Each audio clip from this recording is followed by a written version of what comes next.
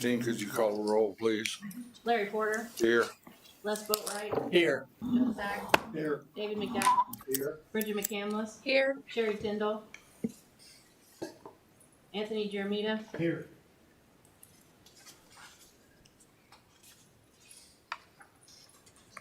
Okay, can I hear a motion to approve the minutes of the August 19th and September 15th meeting, So please? moved. Second. Been moved and seconded. You got that? All in favor, say aye. Aye. Aye. Aye. would you like me to Motion call the roll? passed. Oh, you gotta call the roll. Larry Porter, Yes. Les Boatwright, Yes. Joe Sack, Yes. David McDowell, Yes. Bridget McCandless, Yes. Anthony Jeremita, Yes.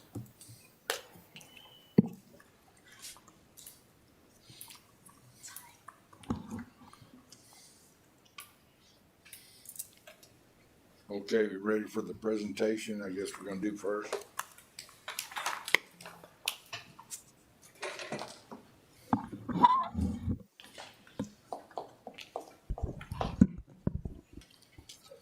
All right, good afternoon. This is a assessment that had been requested by members of the council. And so we're going to be presenting this at the study session next week. So thought it appropriate to give you all a preview of it first and let you see the same information. Going back to the strategic priorities that were worked out between the PUAB council and city staff, one of the strategic priorities for this fiscal year was ensure IPL finances are stable and sustainable.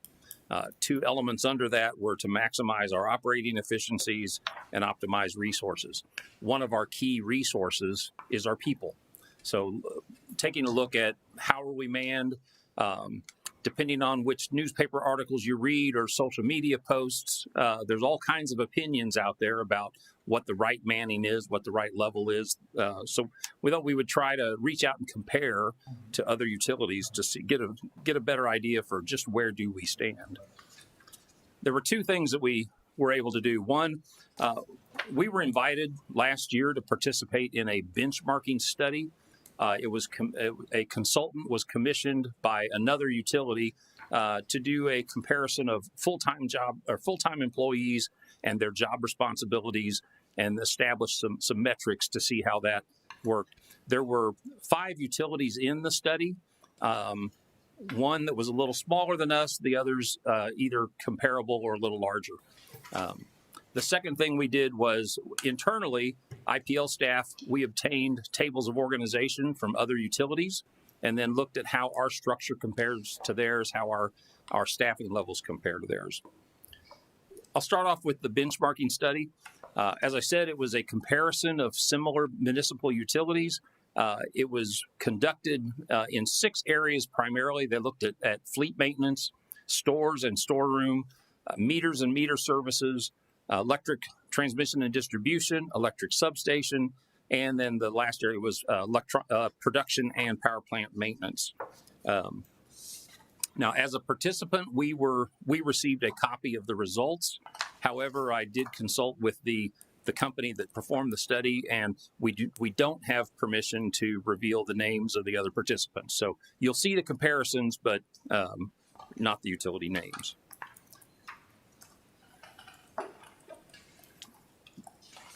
Now, by focusing, like I said, primarily on those areas, they counted full-time employees. Now, this included the supervision, the support staff, as well as the frontline workers who were involved in that. So, it's in some cases it's going to look like a lot, but like we don't have that many meter readers. But the other support staff that are involved in that add to that count.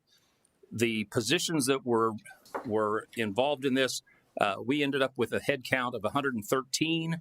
The other utilities you can see there, 213, 190, 234, and then 89. What I think is interesting is if you do the math, that comes out to our employees are serving in this study group. Our employees are serving 522 customers per employee. The next one is only 305. The one closest, then you have the Utility B is 515 per employee. The largest in the group, the largest company studied, they only serve 474 customers per employee. And then the smallest utility, they're at 561. And there are some differences in their operation. But from that perspective, just looking at the overall numbers, we're in pretty good shape. Only the smallest utility served more customers per full-time employee than we do. Now, to break that into the individual areas, fleet maintenance. Fleet maintenance, they looked at the number of employees involved in that area. And again, that included supervision, like the data clerk, the laborers, as well as your certified mechanics, all of those together. And then they looked at the total vehicles serviced by that group. That includes the cars and sedans and SUVs, as well as the large bucket trucks, backyard equipment, digger derricks, and all those sort of things. When they looked at that volume, our 7 employees serviced 23.57 vehicles per employee, the highest on that list, with the exception of Utility D. And Utility D doesn't have any of those off-road equipment. So all they have is the sedans, the trucks, and then their bucket trucks.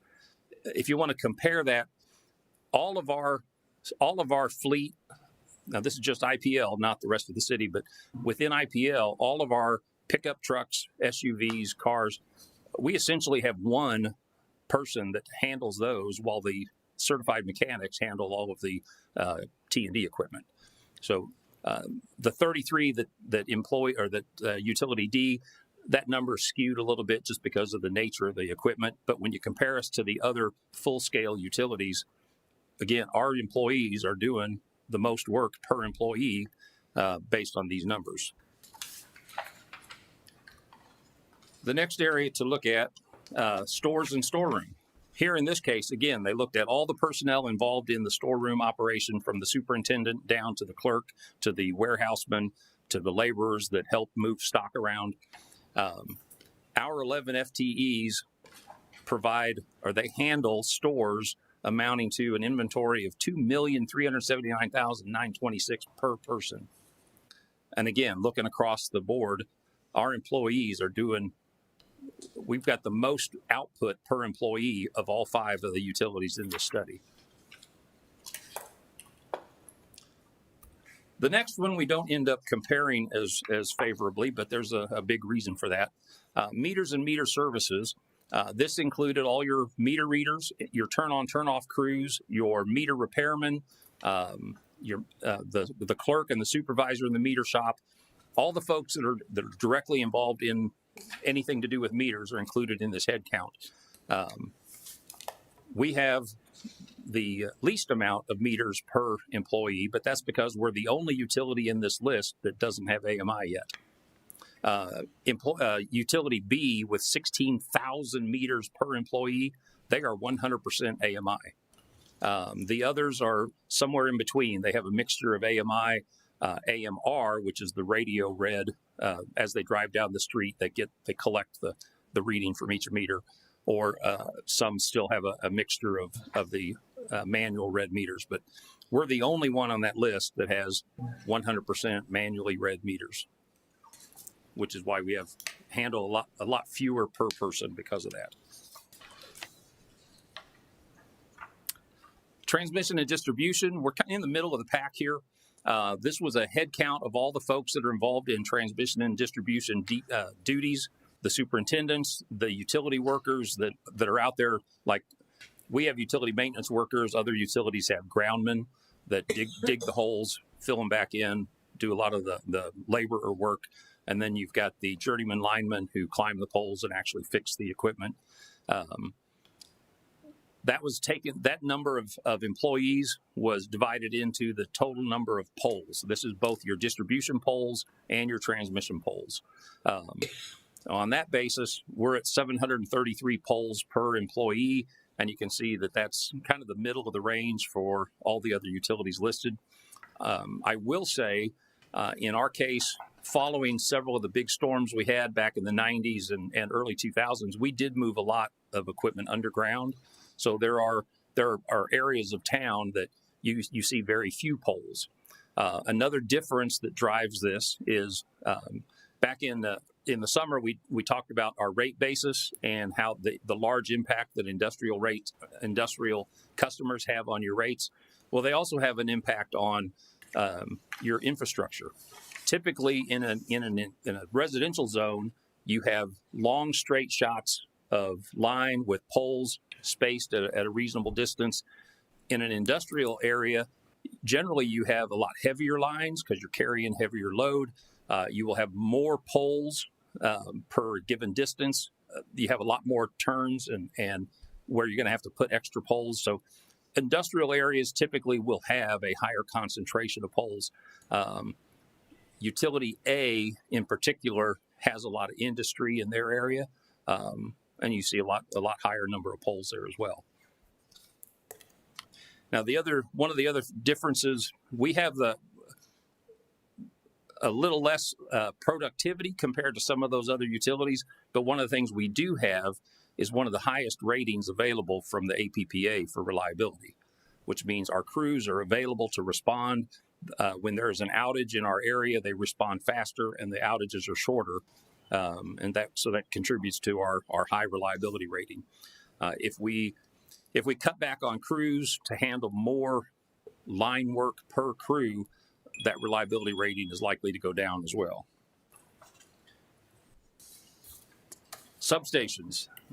In that area, again, we're leading the pack. We've got 6 employees that are directly involved in managing the substations and taking care of the maintenance there, the relays, the relay settings. With 15 substations in our footprint, that's 2.5 per employee, which is the highest number of any of the companies in the survey. So again, we look favorable there. Moving on to the staffing analysis, we reviewed sample tables of organization from several different utilities. Our intent was to look at the organizational structure to see there's multiple ways to get the job done. How do they do it compared to us? Are we top heavy? Are we too flat? Do we have enough? Are we appropriately structured so that the workload is distributed? One of the things, no job descriptions were available with this, so all we have is the job titles. So in some cases, we're guessing as to the equivalency. And you'll also find a lot of different naming conventions. One place may have a director, another may have an executive officer.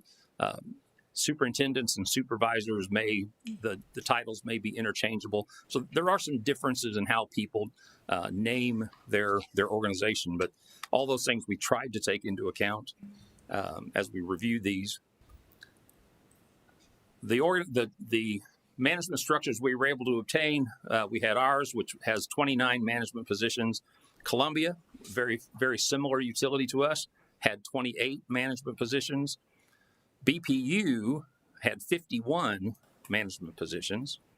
Springfield, there were 26 shown on the TO, but it was incomplete. In some cases, when you get to manager, there was nothing shown underneath that, so we're not sure how many superintendents or supervisors that particular manager might have. But of the TO that we were able to see, they had 26 positions in there. Now, in this case, Columbia, very similar to us. BPU is a little bit larger than us, and Springfield not quite double our size. Now, here's how when you lay out the chart and look at the table, how things stacked up. We have the director and Joe Hagendeffer, our brand new deputy director. I'm glad to have on board.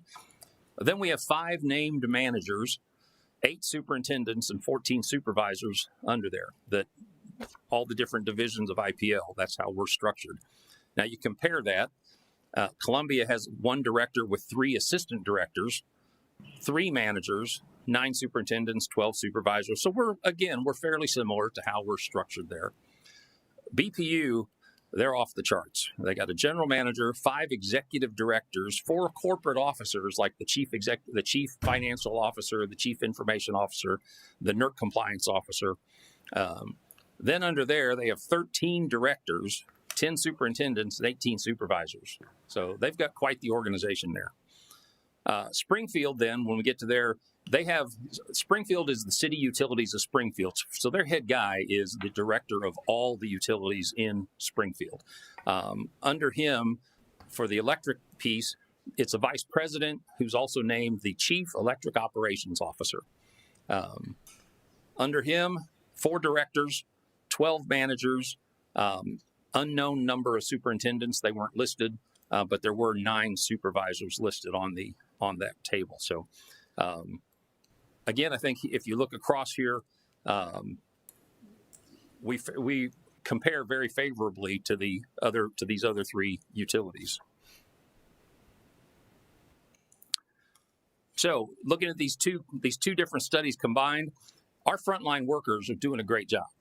In 3 out of the 5 areas that were examined, our folks had the best metrics of the 5 utilities in the study, and the other 2, T&D, were in the middle of the pack. And again, with meter reading, until we switch to AMI, we're not going to see a reduction in manpower comparable to what the other utilities have.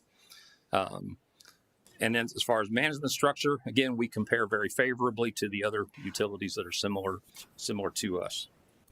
So subject to your questions, that's our presentation.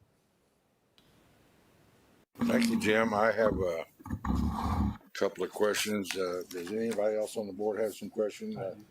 We got them go first. Go ahead. I know you said you had an outside consultant do this study. Is this the first time we've participated in this study? Is this kind of like a benchmark that we'll work from? I haven't seen one of these. I've been here 17 years, and it's the first time I'd seen a study like that. We were contacted by the consultant who explained to us that he had been engaged by one of our peers and included us in the study as a comparable utility. So that's the first time I've seen this one. On the calculations that were done, I guess the consultant took a look at how those metrics were calculated, because I know in my past history participating in a lot of surveys, a lot of people don't use the same metrics, and so you get an apples or oranges comparison because they want to make sure they look really good on numbers. You're right. There was a lot of subjectivity. The survey that we were given didn't have a lot of detailed instructions. It was basically, give us a head count of everybody in T&D. Now, initially, I gave them everybody in T&D, and then I thought, this can't be right, because we have in T&D, we've got a number of other positions like the revenue protection, the inspectors, and so I called or emailed back to the consultant and said, this doesn't seem right. Where should I be? And he told me, yeah, focus on the guys doing hands-on T&D work, the field crews, their supervision, their support staff, and leave the others off. So how much the other utilities interacted with the consultant, I can't tell you. I don't know. Well, I'm just curious. I know just past history working through that. I know we participated in one many years ago that we had to find out how many trees covered their territory and really get it down to that granular level to make sure that we were doing an accurate comparison. Because being a regulated utility, the Public Service Commission was very interested in those numbers. Well, we specifically went to our database in CityWorks that has all of our list of assets, our number of poles, number of transformers, miles of line, and that's the data that we've supplied to them. And back on your inventory numbers, I know you said that they were doing great with the dollars per FTE that we were doing. Do you know, and I know this study wasn't focused on anything with inventory, but have we ever done any type of consignment work, investment recovery, anything to maybe get that amount of inventory down, which would change our numbers just a little bit? The warehouse superintendent that we have, he's done a great job in trying to streamline that operation. He does a lot of forecasting to look at what jobs are in the system, how many of a given object, how many pole mounted transformers do we use, how many wood poles of this kind or that kind. He looks back over a couple of years average of how many we use and then what the lead times are, and then tries to stock accordingly. Okay, because I know that investment recovery is a big piece. I got involved in a project like that over 4 years. I think we recovered $6 million. A system gets changed out at the plant, and they don't get rid of any of the spare parts to it. You We know, have and so then- eliminated most of the all of the coal related equipment. That's all been eliminated from the inventory. So yeah, they've gone through the storerooms Okay. trying to surplus that type of stuff. Okay, I think I'll let you off the hook now. Larry, I have a question.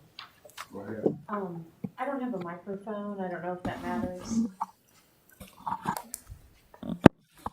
Hi, thanks for your presentation. It sounds like you're on the defense. I don't want you to feel that way, but I guess a lot of independents might. If we were to look into adding some alternative generation, more solar, more wind, geothermal, you name it, is that something that IPL would add staff for, or we would look to contractors?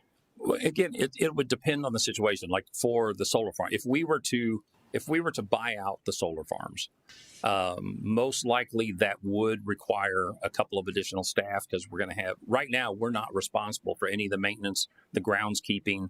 Now we do mow the golf course portion at Rockwood, but within the array itself, the MC Power is responsible for maintaining that. So we would probably have to have a couple of extra people for maintaining the grounds, as well as maintaining the equipment, the connections, the relays that are involved in that.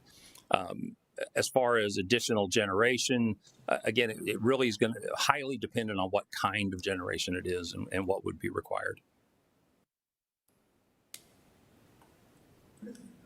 I think that's it. Okay, anybody else? One question, sir. Go ahead. I know we've talked about AMI. A lot of that conversation happened before I joined. Can you give me a ballpark for what that costs, just so that I have that in my head? I wasn't involved in those. I was happily oblivious in the NERC world during that time. But I think if I remember correctly, the figure that was used was about $10 million to convert the city to 100% AMI. Thank you.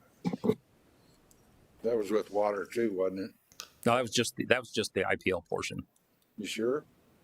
Dan? They ran it on both, but ours would be more. I think the payback on Power and Light, I think payback on yours leases was almost instantaneous. Yeah. Power and Light was really quick, and ours was longer just because of the cost of changing out meters and all that type Right. of thing. But the business decision was, it was there. All right. Anybody else? I have I guess it's a dumb question. We're talking about just transmission and distribution. Well, this included all of IPL. Okay, but, well, don't we handle the light poles? The light poles, again, the parameters that were done in that were chosen by the consultant. Yes, we do have over 12,000 Yeah. light poles that are within the city. If one of them 200 gets hit, something light signals. yeah, if one of them gets hit, we fix it. Correct. Well, I think they cheated us then. And then, I don't want to get into that. Vehicle maintenance brings up the question, do we have any electric vehicles left? We do. Power and Light still has electric vehicles. How many? I think we have 4. What happened to the rest of them? There were several vehicles in our general fund fleet and community development, and those have been sold as part of our lease program with Enterprise. How long did we keep them? We didn't keep them very long, did we? Probably 3 years. 3 years? Okay. I didn't think we'd have them that long. Okay. And the meter reading, are you counting, Dan, do we still have water people doing the meter reading too? No, the meter readers were all pulled into Power and Light. There are some that are still under the Steelworkers Union, Yeah. But we've got, But I think they're it's- on your full-time employee? yes, they're full-time IPL. Okay. All Same right. thing with the turn-on, turn-off crews. That's a blend of the folks that were in water. Okay, that's it. That's all I have. I thank you for your presentation. You're welcome. Thank you. Covered most everything.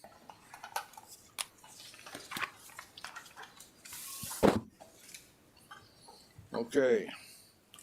Finance and administration questions on utility financial report from 2021 September. Good afternoon. I have to turn that on. Good afternoon.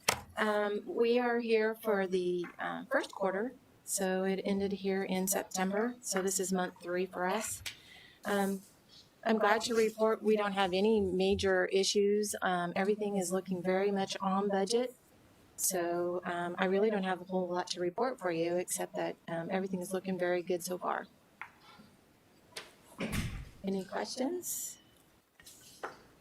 I have a question. Go ahead. Could you quickly describe that second line item is penalties? Can you talk a little bit about what that means? Oh, on the operating revenue? That would be for penalties that we receive from customers, that late bills, that type of thing.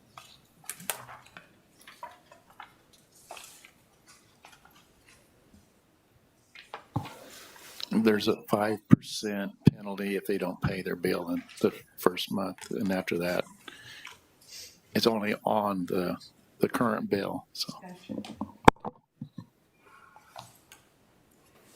Anybody else have any questions? Well, let's move on then. Municipal services. Lisa, you got anything? You don't have a mic. I do now. I don't have anything formal to report if you don't have questions for me. Just we're scooting along on projects, and our projects list is now included in this report. So if you have any questions of those at any time, I'm happy to answer them. But lime stabilization is still moving along, and we're clearing the fence line to replace the fence at the plant for some security issues and just general housekeeping. So do you guys have any questions for me? Everything's still within your budget. It is. Did you ever, ask you, but I don't know. On lime stabilization, I guess I should qualify. Yeah, That project, yes, is still within budget. yeah, that's what I'm talking about. Down on 42nd Street, I asked you back when they fixed that drain down there, The storm repair, storm repair. I still haven't figured out, and nobody's come up with an answer, what was the digging just to the east of it. They dug a big hole over there, and it's still there, and it's not a drainage of any type. no, that's not ours. Ours is By the done. road, it was like a pad for something. Yeah, it looks like a pad. I thought you were just building something for the homeless. Not trying to. Well, I mean, that's what it looks like. That's where they all live.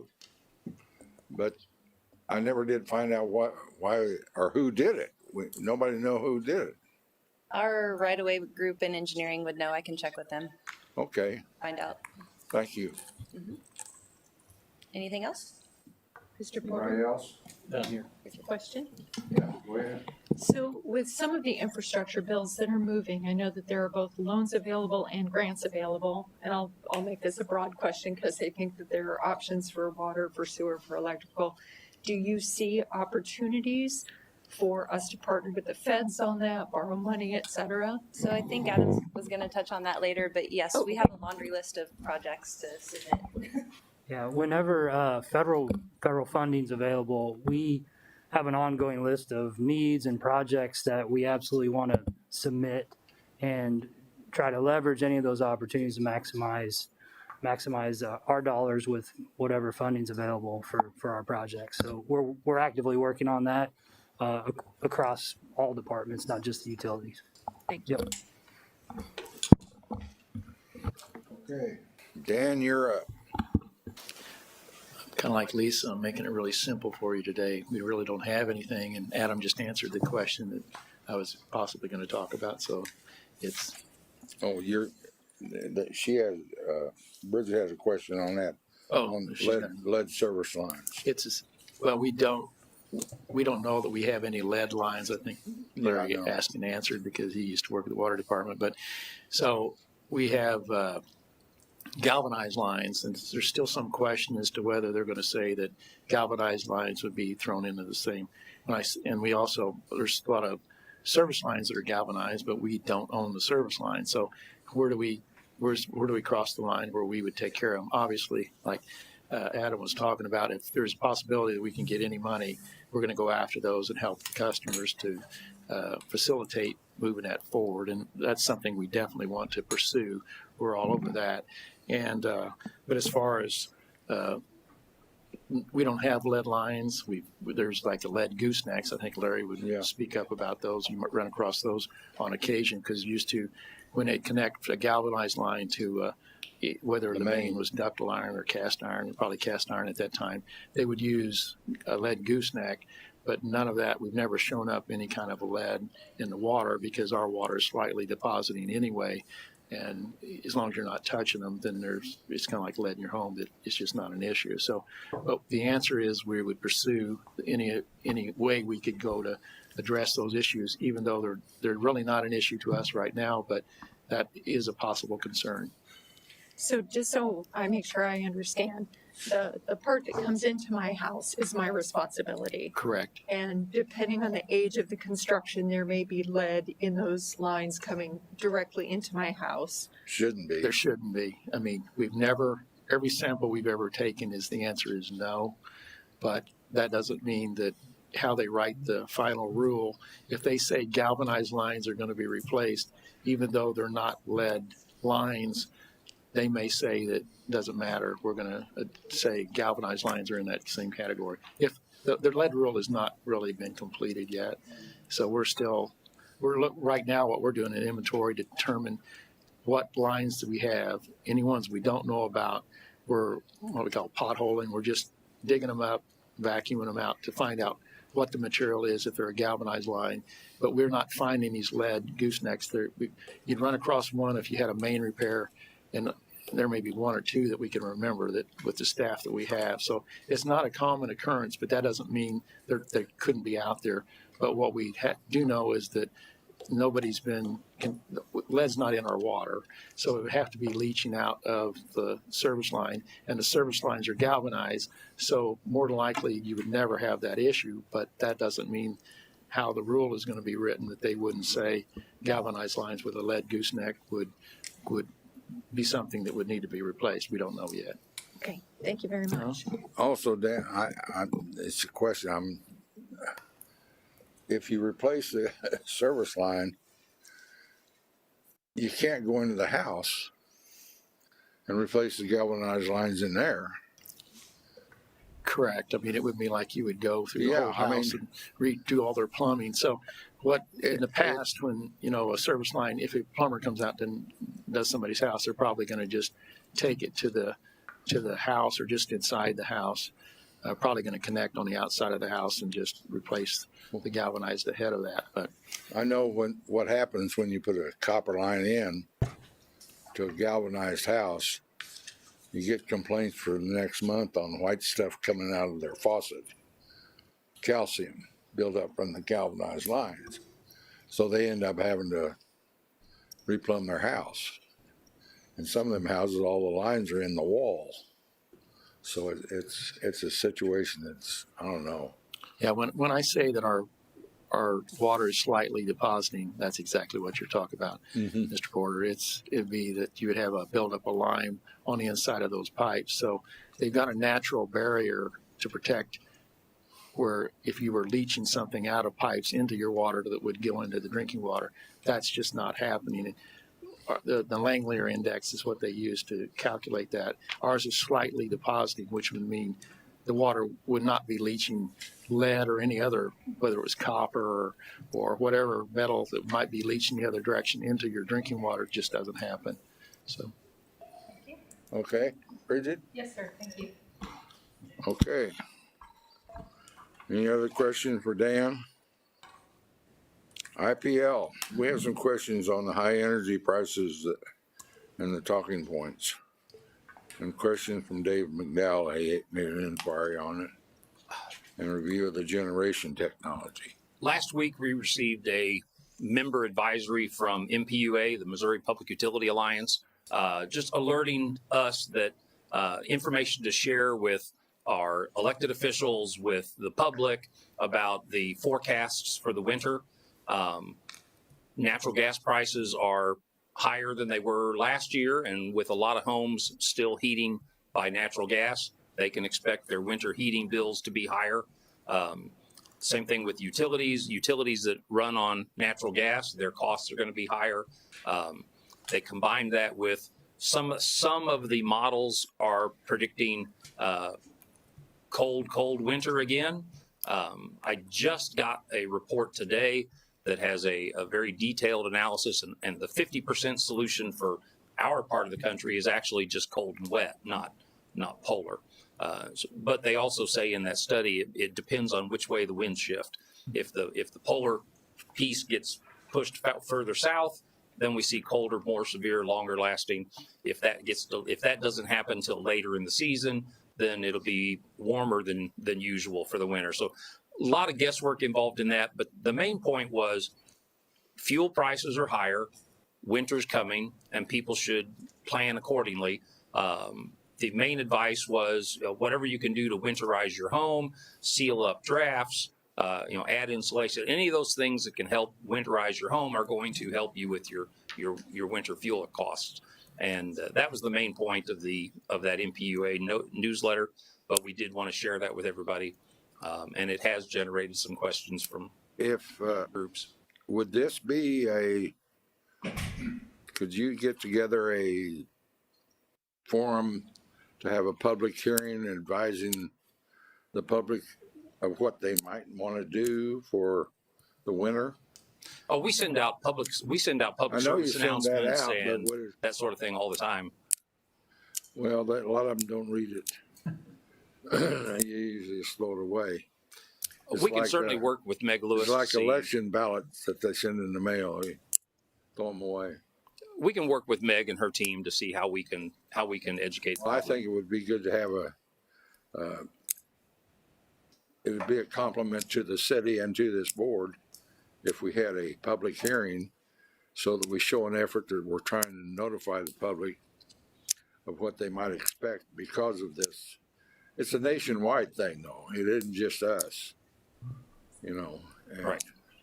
But I think it would be worth talking about. How about the rest of the board? Okay.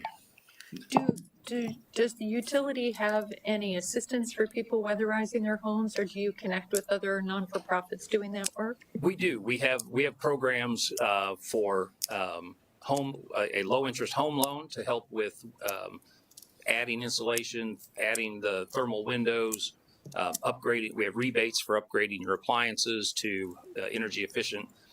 There's also programs like LIHEAP, Low Income Housing Energy Assistance Program. So those programs are out there for the citizens to take advantage of. Okay, I'd like to have a motion on that, having a public hearing on that. Could I throw something in here before we do that? Go ahead, Les. I've mentioned in the past about public hearings are more when you're wanting to make a decision on something big. This would be more public education. Right. And I wondered about getting with the emergency preparedness group here in the city.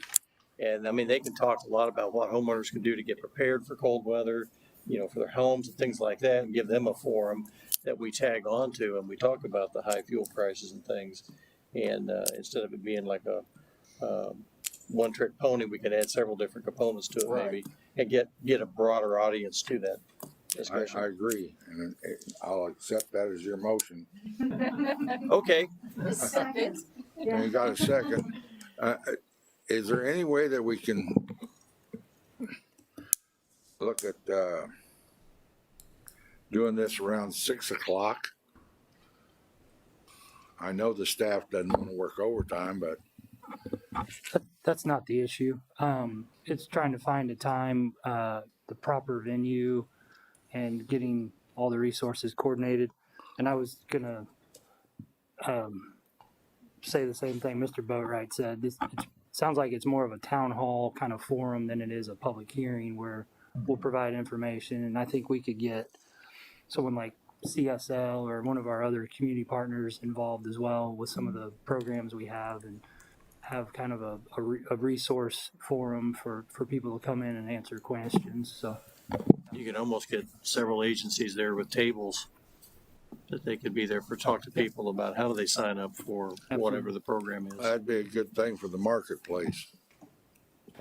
yeah, we'll look at a location, and I think we've had some town hall forums for the health department in the last few months. I can't remember where those were, but we'll find a good location and work with some other partners on this. Well, then, we got a motion on the floor and a second. Could you call the roll on that?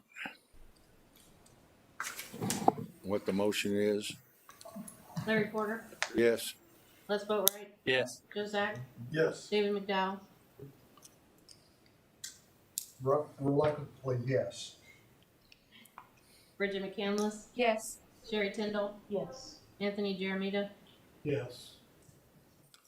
Okay, I guess in the motion, we're just asking you to feel out and come back with a date or something that we could work on.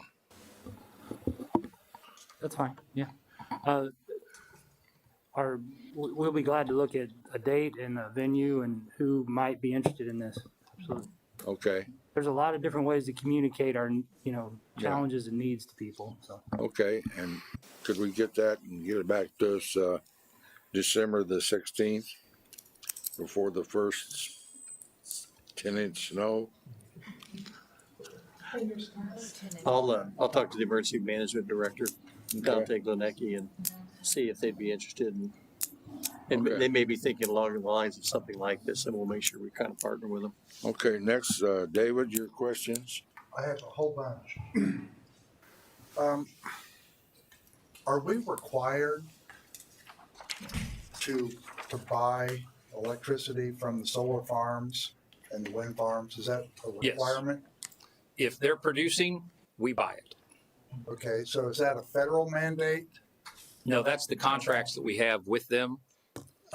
When we contracted with MC Power to build the solar farms, they were given basically a guaranteed price, and whatever they can generate, we would purchase, whether we wanted it or not. Well, The wind farms, the same thing. If the wind's blowing and SPP schedules them to produce, we purchase our share. so I'm looking, our solar cost is $81. What does it cost us to buy power from, say, Nebraska or from Iatan or Dogwood? What's our cost on that? Iatan and Nebraska City, the energy cost is, from our purchase power agreement, is about $17, but then they add to that the operating and maintenance costs, which that varies from month to month. With Dogwood, I believe it's $19 is the energy cost. O&M expenses are added onto that. Plus, for Dogwood, we also have our purchase price that for buying into the ownership group. Is there any way, maybe for the next meeting, you could give me just a summary of what our real cost per location is? So we could actually compare those. And then I've got a question. I'm looking at your chart up here. For Marshall, in 18, it looks like they generated 87,000. And then in 21, it's clear down to 66,000. And of the wind farms, they were the cheapest per kilowatt hour by $11. And why aren't we buying more from them and less from Smoky? If they're, I mean, that doesn't make sense to me why you would buy less unless the wind quit blowing in Marshall. Well, it's a combination of things, sir. The first, it's how much is the wind blowing in that particular location. The Marshall Wind Farm is up in the northeast corner of Kansas. Smoky Hills is out in the Great Plains.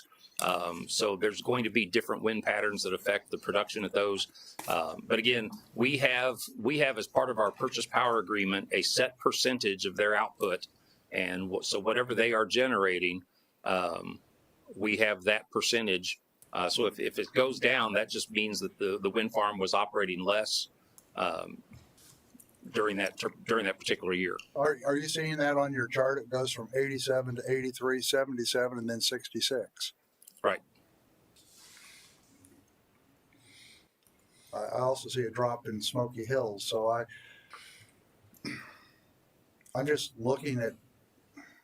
It just seems a little strange. The wind quit blowing. Wind has two factors. One, it has to be blowing fast enough, but it also can't be blowing too fast. Typically, anything over 55 miles an hour, they lock down the rotors so they don't tear themselves apart. And once you get up at the elevation that those rotors are at, is a much higher wind speed than what we have down here on the ground. So 55 sounds like a lot, but once you get up off the ground, it's not that unusual. So on high wind days, they can't produce just for protecting the turbines. And if it's not blowing strong enough, then they don't spin either. Okay, and this one here's another question. Getting back to the solar farms here, did we initiate the construction of those? I'm just trying to understand why we're giving $81.50 per kilowatt when everything else is so much cheaper. In 2016, 2017, when we entered into this contract, and yes, it was initiated by the city had a desire to get into solar generation. That was the market. That we had several offers that we evaluated, and that was the best offer we had. Now, since then, with changes in solar technology, with changes in the manufacturing rate, changes in some of the rebates that are offered, that price is probably different today, but this is the contract we've got. Okay. And may I ask for how long?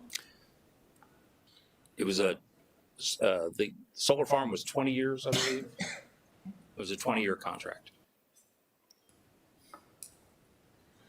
And how many years in are we?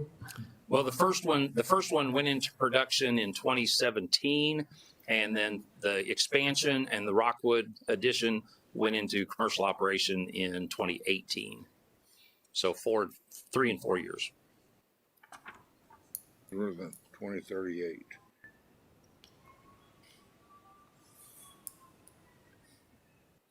Any other questions, Dave? Yeah. You can't answer it today, but I would like to have a presentation in the future about our obligations with the power pool. I'd like to be able to understand it a little bit better. Can you turn your mic on? I would like to have some type of small report talking about our obligations to the Southwest Power Pool so I could understand it a little bit better. Okay. I've been here a year and a half and I still feel like a newbie. It's just for information purposes only. Well, and I would be happy to get one-on-one with you to fine tune those questions, and then we can present to the board. I can tell you that what you've provided me is excellent. I mean, this is so helpful. And I think for everybody here, the new members especially, this is wonderful. I had to wait a year and a half, okay? I just got it. I've been here 3 years. But you probably already knew all this. I didn't. I didn't know it. No. Anybody else? Wes? I think with those numbers, he's asking about Southwest Power Pool obligations, also our contractual obligations like on solar and that other stuff too, like what we're committed to, would kind of help me understand kind of the mix. Sure. Okay. Review of generation technology. Jim? Since we started talking about adding new generation, there have been several requests that to have a discussion of the various energy technologies that are out there. It was actually included in the siting study that we gave you all several months ago, but we didn't address that part. We zoomed right into the bottom line of what was being recommended. So what we did for you today in your packet, we included that section, which is pages 8 through 20 of the siting study report, and it has all the several of the different types of technologies that are available out there. And I thought I'll walk you through very, very briefly some of these and hit the high points. At the top of page 80 says the equipment considered focused on those technologies that are currently commercially viable and have proven installations at energy production utility scale. That means utility scale is what's going to serve entire communities, not just your household. So if it's something that would only be suitable for a small installation, that's not what they're looking at here. So to start with, the first technology that they addressed was combustion turbine generators. And you can see a picture on the next page of what the internal rotor looks like inside one of those combustion turbines. On the left, the air comes in, it gets compressed through multiple stages. There in that middle section is where the fuel is injected into that compressed air. The combustion gases flow out to the right and spin. Actually, they provide the force that spins the turbine, which is connected to the generator, so it generates your power. Several factors that they mention in there, the air. Hotter air is less efficient than colder air. And that's because what's spinning that turbine is the mass of air flowing through it. When it's colder, it's denser, so you actually get more air with the gas through that turbine. So colder is more efficient. You don't get quite as much push when it's on a hot day. So you'll see efficiencies go up in the wintertime and be slightly less in the summer. There is equipment you can install, which you can chill the air and some other things, but obviously that adds complexity and it adds expense. And you're taking away energy, you're taking away additional energy to run that equipment, so you get a lower net result. Underneath the picture, he said gas turbines utilized for power generation generally fall into two categories: aeroderivative and frame types. You'll hear our combustion turbines referred to as a frame 5. That's a fairly old designation. They're smaller. Most of the frame turbines today are 200 megawatts and up, or 50 is about the low end. Ours are down in the 20 range, 15 to 20 range. So frame technology has gotten much bigger, more robust, generally heavy duty type of turbines. Aeroderivative is more like based on like a jet engine type of design. It's compact, lightweight. They do tend to be very efficient, and you can get them in a smaller range of power than the larger frame units. I noted at the end of that paragraph, he says, while smaller frame units are available, advancement in aeroderivative engines have made these units more efficient for an equivalent power output. So a 20 megawatt frame compared to a 20 megawatt aeroderivative, the aeroderivative is going to be more efficient and use less energy to produce your power. At the bottom, they mention heat recovery steam generator. You'll commonly heard that referred to as a HRSG. A heat recovery steam generator takes the waste heat, because pretty much any generation technology that we have, a lot of the heat goes right up the stack. It's just waste heat. Some facilities will take that waste heat and use it to provide steam or heat to other for other uses. A heat recovery steam generator takes that heat, boils water, and then turns an additional turbine, additional stage of the turbine. It boosts your efficiency greatly because it's taking that throwaway heat and actually using it to produce energy. The problem is, again, as noted here, it adds substantial cost to the equipment, the price of the installation.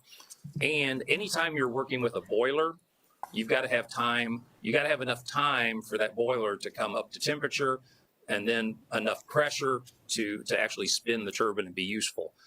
If you're not going to be on for a substantial period of time, you don't even use that. So like a dogwood, Dogwood quite frequently operates with just their combustion turbines and not the heat recovery steam generator on the end of it because they're not on long enough. But it does boost your efficiency. It is an option that you have if you end up where you're operating enough to make it viable. The next technology that they reviewed was a reciprocating engine. Think of a great big diesel engine, or your car engine is a reciprocating engine. Fuel gets injected into a chamber, it's compressed, it's fired, the explosion or the expansion of the gases helps spin that turbine. The picture that you have there shows the size of a utility scale reciprocating engine. The blue section at the end is the generator. All that other length of it, that's the engine that's necessary to turn that generator and generate the power that they're, whatever size that is. Typically, what we would see is a four-stroke engine, which that's very similar to what we have in our automobiles. There's a lot of moving parts, a lot of wear and tear, so there is a lot of maintenance associated with this particular type of plant. However, it's minimally impacted by temperature. It runs just as well on a hot day as it does on a cold day. It has relatively constant efficiency. So from minimum load to full load, it's a pretty flat efficiency curve, whereas your combustion turbines are much less efficient at low speed or low power compared to their full rated output. Another nice thing about reciprocating engines is the engine startup time to full power is quite short, typically less than 5 minutes. Both of those factors are very important here in the Southwest Power Pool region because we often get called on short notice to start up right now and only for a couple of hours and maybe at minimum load. A reciprocating engine is well suited to that type of environment. And may I ask a clarifying question? Sure. That would also mean you would have less wear and tear because reciprocating engines, for the amount that we're called on for SPP, you're not running that very much. Well, per megawatt, you've got more friction components, more wear on that reciprocating engine than you do on the combustion turbine. I understand, but many of ours are running less than 20% of the time when we're called on to generate energy for the SPP. Is that a reasonable assumption? Yes, with the current turbines that we have, and part of that is driven because of the fact that they are very inefficient. Okay. When we're talking heat rates is a measure of how much energy it takes to produce, say, a megawatt of energy.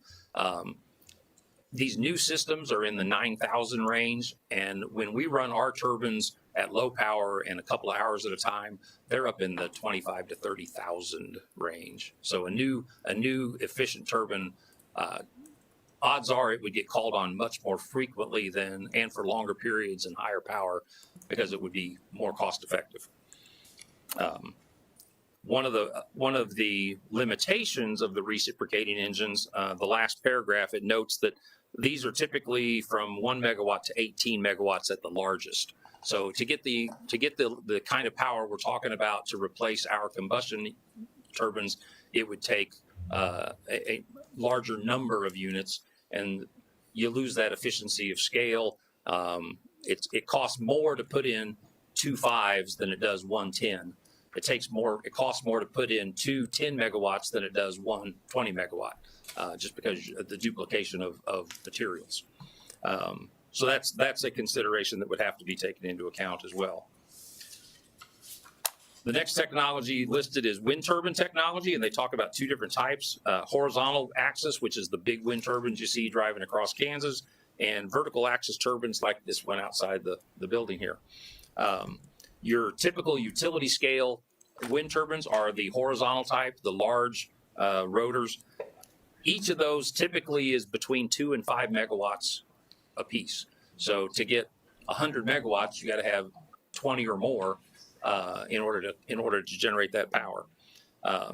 As I mentioned earlier, the wind speed's higher as you get further off the ground. So typically you see them very high pylons with the rotors on top. There's a picture of one there on the next page, and the 3 or 4 blades is a typical design. A lot of the larger ones are of a 3-blade design. They look like they're turning slow, but at the tip of that blade, it's moving pretty quick. One of the problems with, or 2 of the problems with wind turbines, one, each individual unit does not produce very much power, so you have to have a lot of them, and they take a lot of space. I noted here, wind turbines require large amounts of separation between turbines to ensure each turbine doesn't interfere with the performance of the others. The turbine itself will disrupt the wind flow, and so if you have them too close, then you lessen it. You note there there's a table there that looks at what that space requirement is. Smoky Hills, which we participate in, that's 198 acres per megawatt. So that's a lot of ground that you need. That's why you usually find these out in the middle of nowhere and wide open, flat territory. Typical production from those, again, I said, is from 1 or 2 to 5 megawatts. The other type of turbine that's out there, the vertical axis, those, if you've driven out to California through the passes, a lot of times you'll see these at the side because the wind blows constantly through those passes, and those vertical axis turbines will sit there and spin all day.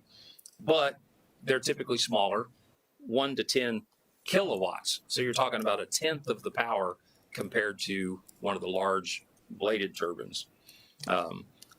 Obviously, they don't take as much space because they're a smaller profile, but their efficiency is reduced. The way that's designed, the wind is only blowing against one blade at a time. The others are coming back through. So typically, it says 1 to 2 watts of electricity. Oh, I'm sorry, that's the full. So that's why you only get these smaller amounts for the vertical axis. So if you want to get a sizable amount of power, it takes many more units in order to achieve that. Moving on, they've got photovoltaic solar power, your solar panels. It's a lot of little cells. Each cell generates about 1 to 2 watts of electricity. Your household usage is measured in kilowatts, and our utilities output is measured in megawatts. So it takes a lot of those cells to make a difference in the utility scale generation. It talks about the solar panels there and how they're built. What's really important is when you get to the type of installation. Page 14 has a picture of that's similar to what we have at our solar farms. That's a fixed mount solar array. The panels, you pick what is the optimum angle for your geography, and that's where it's at.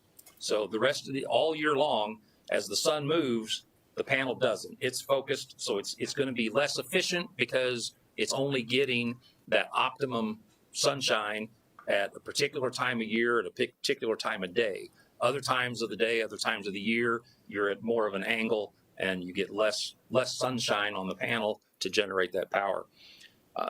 They have what they call a single axis tracking system, which will track, generally it's an east-west, so it'll follow the sun. But again, you're at an angle that's optimized for your latitude, and depending on summer, winter, spring, fall, that's going to change. So your efficiency will change over the course of the year. In order to put that tracking system in, it requires some advanced controls, motors, electronics to achieve that. Even more is if you do a dual axis tracker where it'll change the angle as well as east-west. It'll follow the sun year round.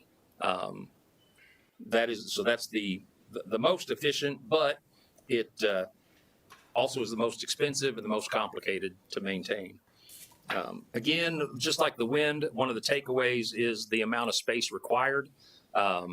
Springfield, Missouri has a installation that has 5 acres per megawatt. Nixa, Missouri, their facility is 8. Ours is 3.5 acres per megawatt. So again, it takes a lot of land to get a reasonable amount of power out of that. The other problem with both wind and solar is the intermittent nature of their power source. You know, the wind doesn't always blow, and for solar, obviously the sun only shines half the day, and during that day, at the beginning and end, it's at an angle that really doesn't produce a lot of energy on those solar cells. A typical capacity factor for a solar installation is only 10 to 18%. That means if it's doing everything it can, it's probably only 10 to 18% of its total rated capacity. Just because of the days the sun isn't shining, the days they have intermittent clouds. So 10 to 18%. So if you build a 100 megawatt facility, you can count on an average of about 10 to 18 megawatts year round as a year-round average. You're going to have hours where you produce a lot and hours where you produce nothing. Then they mentioned solar thermal plant. I won't go into a lot of detail about that. It's any of you that have followed power for a few decades may have heard of the solar power tower. It was a facility built down in the desert Southwest where it's a heat. Again, it's basically it's a boiler. It's a steam turbine system with a different heat source. It uses the sun, concentrates it with mirrors. The only places you really get enough concentrated sunshine to make those work is down in California, Nevada, Arizona. The final technology that they reference is battery energy storage. As they note, that's not really considered a form of generation. It's a form of storage. So the energy stored in those batteries is finite, typically rated for a maximum of 2 to 8 hours. And once it's depleted, it's done until you get a chance to charge it back up again. What they are very good for is if you've got a large solar installation or a large wind installation, if you zoom in on the power output, it's going like this all day, because as the wind surges or lets off, the power dips down. Bank of clouds go across the sun, the power drops, but it's only for a couple of minutes. Batteries are great for that because they'll help level that power. It takes a sophisticated control system to manage that and to balance it, but they are handy for that.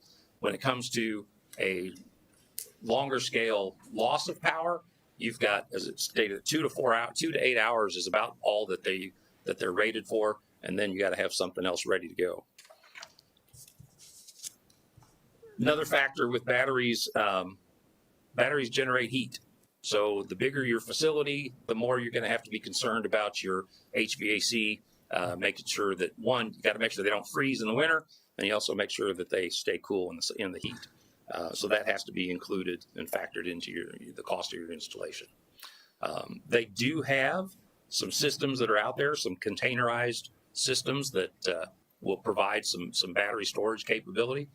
We've talked among our group, and that might be something down the road we want to look at to place at Sub J. Again, it would be something that would help level power across as demand peaks and shrinks, but not as a generation replacement. In a nutshell, that's it. I did include page 19 and 20. 20 talks about gives you a comparison of the footprint required for the various systems. And if you just assume 100 megawatts, 108 megawatts, the column on the right shows you comparatively what those different types of generation would require to have achieve that much power. Okay, Jim, thank you very much. Anybody got any more questions for Jim? Good report.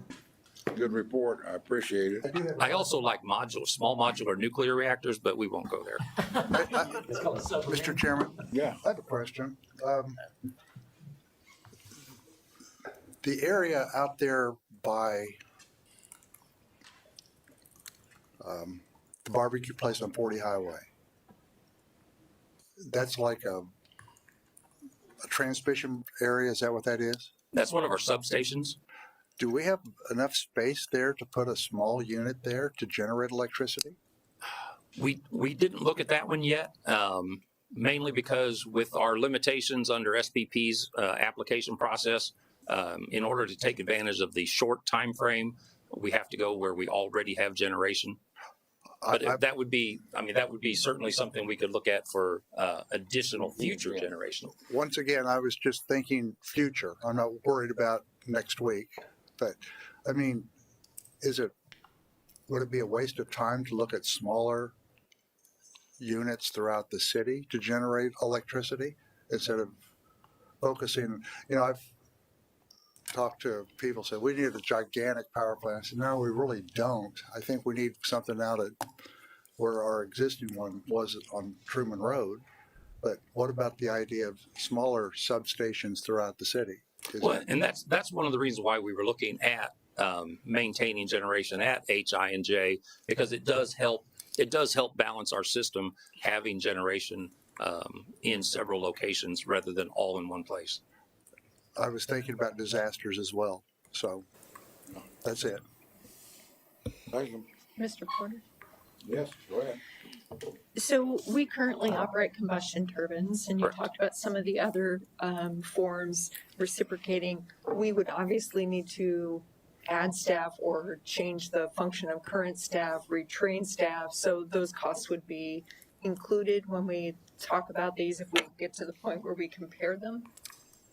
We could certainly make that information part of the analysis. Okay, thank you. Anybody else got questions? Okay, upcoming items, audit. Mr. Chair, Yes. sorry. I had a quick report from our utilities counselor, Sarah Carnes, if that's okay. I'll listen to Sarah anytime. Thank you. So just one real quick. As you all are aware, we have some pending litigation. There was an update a few months ago, a small presentation from Stinson. I just want to let you know that case is kind of ramping up and there have been some deposition notices filed. So you will be contacted since the board as a whole was named as a defendant in that lawsuit. So you will be contacted by Stinson from one of their representatives to see if A, your deposition needs to be taken, and B, if so, when it will fit in your schedule to get it taken. So I just wanted to give you guys that update. So if they call you, contact you, please answer, call them back, because it is a pending litigation that the city is in. Mr. Chairman, Yes. I've already talked with them, and I told them that Tuesdays and Thursdays would probably be fine for December, but I was not excited about going downtown and made the recommendation to them to make it better for us if they would do their depositions in this building. And that is completely acceptable, and that'd be something that they would work with you directly on. I also let them know that I was not on this board when those decisions were made, and it looks like it's a fishing expedition and just running up legal costs. Just be available when you can. Thank you. Will you go with me to my deposition? No. No. If you guys have any questions, you can reach out to Jeremy Cover, but as right now, Stinson is our legal representative on that case. So they'll be your main contact. All right, thank you, Sarah. Adam, you got anything else? That's it, sir. As I said, we got the audit and the pilot coming up, the development of future generation and 15-year electric consumption study coming up. Our next meeting will be December 16th. Everybody have a safe and nice Thanksgiving. City Council has already welcomed back our council lady up there, and we want to welcome her back. Welcome. Thank you very, very much. Thank you. I appreciate that. I like being here. I learned a lot when I heard twice.